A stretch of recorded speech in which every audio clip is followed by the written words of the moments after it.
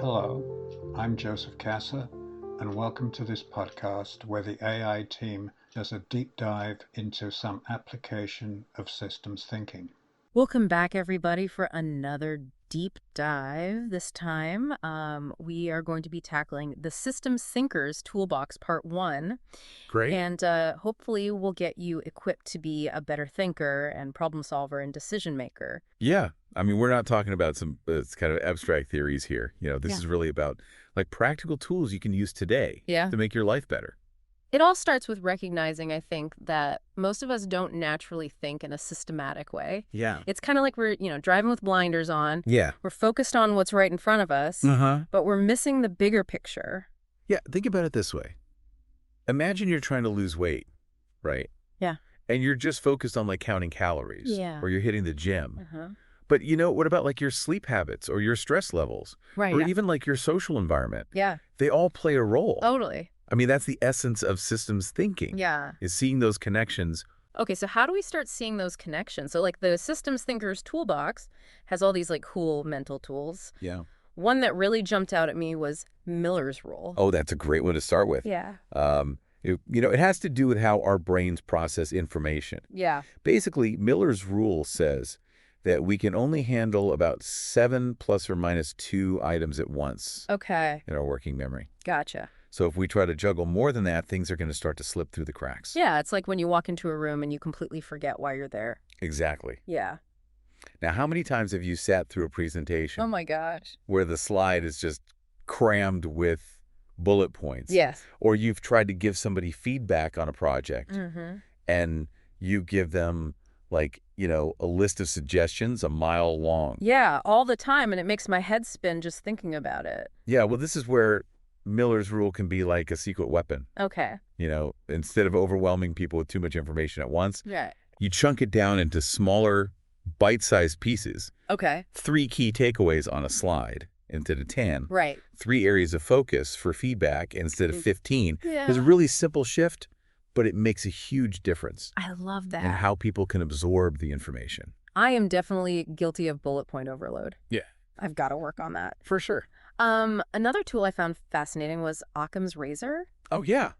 That sounds familiar. I think I heard that in like a philosophy class Yeah. ages ago, but I couldn't for the life of me remember what it meant. Yeah, it's a classic. Yeah. And it's super useful for problem solving. Okay.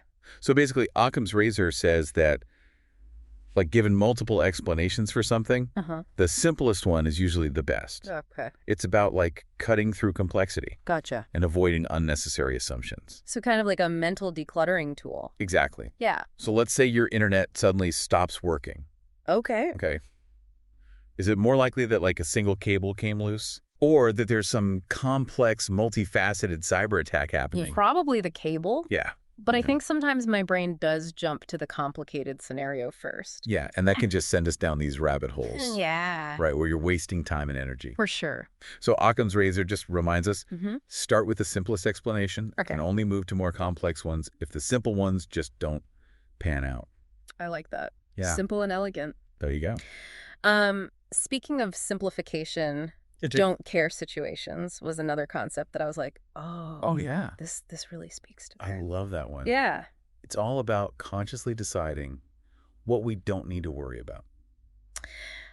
I think we've all been in situations where we're just paralyzed by too many options or too many factors to consider. For sure. Like, what do I do? So imagine you're buying a new phone. Okay. Do you really need to agonize over like every single spec, Right. every Yeah. possible feature? Or can you identify maybe like the 3 things that matter most to you? Maybe it's camera quality or battery life and price. And just focus your decision on those. Yeah, that's brilliant. Right. It's like creating a mental filter. Yeah. To block out the noise and focus on what really matters. It frees up so much mental energy for other things. So much. Yeah. So far, we've been talking about kind of tools for simplifying things and focusing our attention. Yeah. But the Systems Thinkers Toolbox also emphasizes the importance of like expanding our perspective. Absolutely. Right. Yeah. And that's where the perspectives perimeter comes in. Okay. Yeah. So is that kind of like a way to systematically look at a situation from multiple viewpoints? Precisely. Yeah. Yeah, it's about challenging our initial assumptions and looking at things through different lenses. Okay. So, for example, there's the functional perspective. Okay. Right. So instead of focusing on the specific object or solution, we ask, what is the underlying function? What are we actually trying to achieve here? Gotcha. So the book gives this great example of this guy who needs to light a cigarette in a foreign country. He doesn't speak the language. Oh, boy. And he can't find any matches. Okay.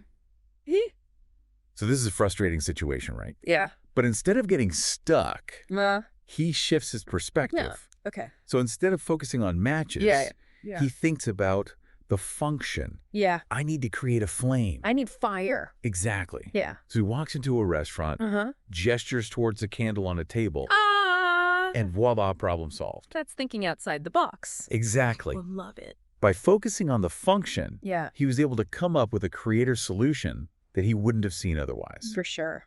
And that's the power of the perspective's perimeter. Okay. It encourages us to break free from like our habitual ways of seeing things and explore new possibilities. Okay, so we've got Miller's rule for chunking information. We've got Occam's razor for simplifying explanations, don't care situations for prioritizing, and the perspective's perimeter for expanding our viewpoints. It's like we're building a mental toolkit. Yeah, I'm already starting to see how these can work together. Yeah, you're starting to think like a systems thinker. I like it. That's just the beginning. Okay. The systems thinker's toolbox has a whole arsenal of these mental models, each designed to help us see the world more clearly and make better decisions. So in the next part of our deep dive, we'll explore how to actually apply these tools to real-world situations. Yeah, we'll walk through a step-by-step problem-solving process that can help you break down these complex challenges and find creative solutions. Perfect. I can't wait. It'll be good. Awesome. All right. Okay, welcome back. So we've gotten some pretty powerful tools so far in this deep dive into the systems thinker's toolbox. Yeah, for sure. I'm really starting to see how this way of thinking can help us tackle like even some of the toughest problems. But now I'm kind of itching to see them in action. Yeah. How can we use these to solve real world problems? Well, that's the million-dollar question, right? Yeah.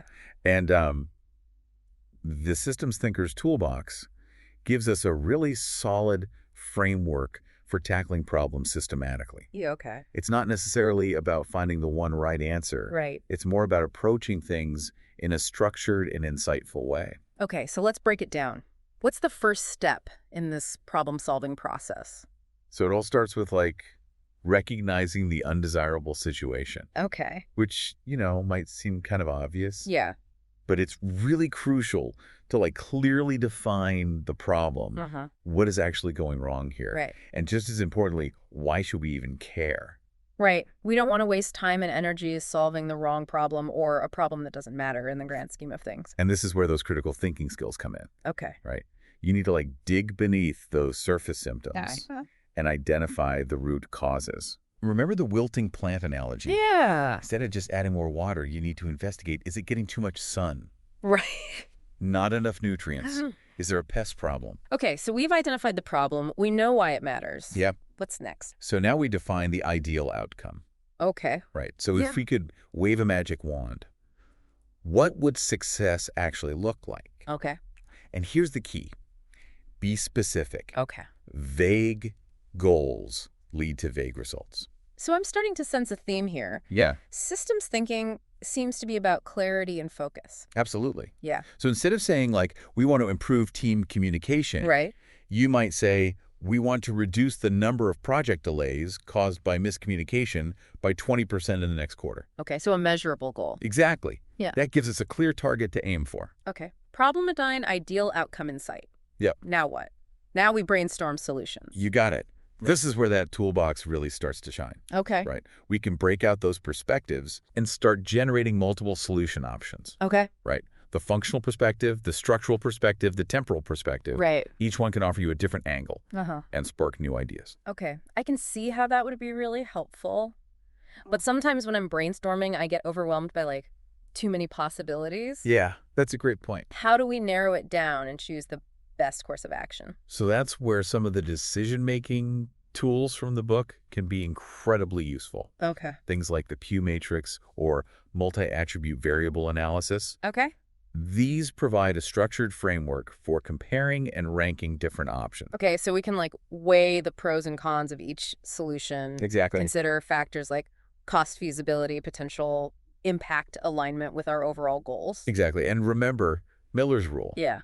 If we try to compare too many options at once, our brains are going to start to fry. Right. Too many things. So we might need to use some of those don't care situations to eliminate some options early on. Or break the decision-making process down into smaller chunks. Okay, I'm seeing how all these tools can kind of work together like pieces of a puzzle. Yeah. But even with the best planning and analysis, sometimes things don't always go according to plan. Sure. So what happens when our chosen solution hits a snag? Well, that's where the beauty of systems thinking really shines. Okay. It's not about finding that perfect solution on the first try. Right. It's about embracing an iterative approach. Okay. Learning from mistakes. Yeah. Adapting constantly, refining our understanding of the system. So even if our initial solution doesn't work out perfectly, it's still valuable because it teaches us something. Exactly. Every time we try something, we gather data. Yeah. We analyze the results. We're deepening our understanding of the system. Right. And we're getting closer to a solution that truly works. I love that it takes the pressure off of finding the right answer. Right. And shifts the focus to continuous learning and improvement. Yeah. Okay, so we've walked through this whole problem-solving process. Yeah. From defining the problem to generating solutions, iterating based on feedback. Yeah. But I can't help but wonder, how does all of this relate to the bigger picture? That's a fantastic question. And that's exactly what we're going to explore in the final part of our deep dive. Okay. We'll step back from those individual tools and techniques. Right. And consider the broader implications of systems thinking. Okay. How can we use this way of thinking to not only solve problems, but to design a better future? I like it. I'm ready. Let's go. Awesome. Okay, so we've explored all these really powerful tools from the systems thinker's toolbox. Yeah. And I'm starting to see how this way of thinking can help us tackle even the toughest problems. Yeah. But I'm kind of curious, how does systems thinking apply to the really big challenges, like the kind that go way beyond a single project or a team? Yeah. That's where systems thinking really gets exciting. Okay. It's not just about solving isolated problems. Right. It's about understanding how everything's interconnected. Right. And using that knowledge to create positive change on a larger scale. So instead of just reacting to symptoms, we can become more proactive in shaping the systems that we're a part of. Exactly. Think about some of the biggest challenges facing the world today. Yeah. Climate change. Yeah. Social inequality. Political polarization. Yeah. These are complex systemic problems that can't be solved by just tweaking a few variables or addressing isolated symptoms. Because they're not isolated issues. They're all interconnected in ways that can be hard to even grasp. Totally. Our actions in one area can have ripple effects throughout the entire system. Yeah, it's like that butterfly effect idea. Exactly. Where one small change can have huge unintended consequences. Right. That's why we need to shift our thinking from linear to circular, from siloed to holistic. Gotcha. We need to see the patterns, the feedback loops, the long-term consequences of our actions. It's almost like we need to develop a new kind of vision, a systems vision, to even see how everything fits together. Absolutely. But how do we even begin to wrap our heads around something that complex? Well, it starts by recognizing that we're all part of these interconnected systems. Right. Whether we realize it or not. Yeah. Our everyday choices, the organizations we work for, the policies we support, they all contribute to shaping these larger systems. So instead of feeling overwhelmed or powerless in the face of these huge challenges, systems thinking is a way to see how we can be part of the solution. Absolutely. Okay. It's about moving from a mindset of this is just how things are to how can we make things better. Yeah.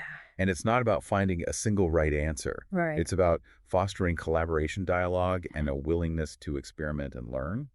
So it sounds like systems thinking is as much about mindset as it is about specific tools and techniques. You're exactly right. Yeah. It's a way of thinking that challenges us to be more curious. Yeah. It's more critical, more open to different perspectives. And it reminds us that even small actions, when they're aligned with a clear understanding of the system, can create ripple effects that lead to meaningful change. This deep dive has been a real eye-opener for me. I'm starting to see the world and my place in it in a whole new light. Awesome. I know we've just barely scratched the surface here of what systems thinking has to offer. The Systems Thinker's Toolbox is just one starting point. Right. I encourage you to keep exploring, Yeah. keep questioning, and keep experimenting with these tools in your own life. Awesome. As we wrap up this deep dive, I want to leave you with this. What if applying systems thinking isn't just about solving problems, but about designing a better future? What possibilities could you unlock by seeing the world through this new lens? Thanks for joining us on this deep dive. Until next time, keep thinking systemically. I hope you enjoyed today's deep dive. If you'd like to discuss any of the questions or anything that you heard in the podcast, or would like the team to do a deep dive into a different topic, please join the LinkedIn group and let me know. I look forward to providing you with many more deep dives into the applications of systems thinking. Take care.